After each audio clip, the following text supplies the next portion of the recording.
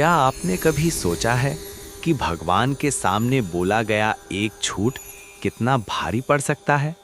तिरुपति की पवित्र पहाड़ियों में एक कथा प्रचलित है कि यहाँ भगवान बालाजी भक्त की वाणी नहीं, उसका मन सुनते हैं। बहुत समय पहले एक व्यापारी तिरुपति बालाजी के दर्शन को आया। उसने हाथ जोड़कर मन ही मन प्रण किया, हे प्रभु, मेरा व्यापार सफल कर दीजिए, तो मैं आपका सच्चा भक्त बन जाऊंगा। कुछ ही समय में उसका व्यापार असाधारण रूप से बढ़ गया। धन, यश, सम्मान सब कुछ मिल गया। व्यापारी पुनः तिरुपति पहुंचा। भगवान के सामने खड़े होकर बोला, हे बालाजी, जो कुछ भी मुझे मिला है सब आपकी कृपा से मिला है। पर उसके शब्दों में सत्य नहीं था। वो धन्यवाद नहीं कर रहा था, वो केवल औपचारिकता निभा रहा था। कहते हैं उसी क्षण मंदिर में अजीब सी शांति छा गई। व्यापारी का हृदय असहज हो उठा।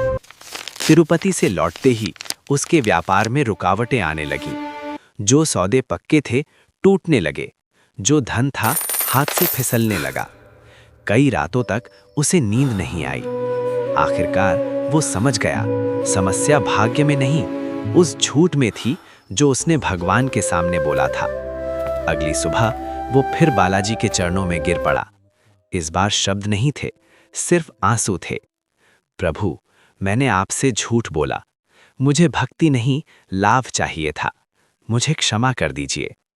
कहते हैं उस क्षण कोई चमत्कार नहीं हुआ, न कोई आवाज आई, पर व्यापारी के भीतर अद्भुत शांति उतर आई। कुछ दिनों बाद उसका जीवन फिर सामान्य हो गया, पर अब वो बदला हुआ इंसान था। तिरुपति बालाजी की यही लीला है। वे तुरंत दंड नहीं देते, वे आत्मा को आईना दिखाते हैं, क्योंकि भगवान के सामने झूठ बोला जा सकता है, पर छुपाया नहीं जा सकता। जय श्री वेंकटेशाय नमः।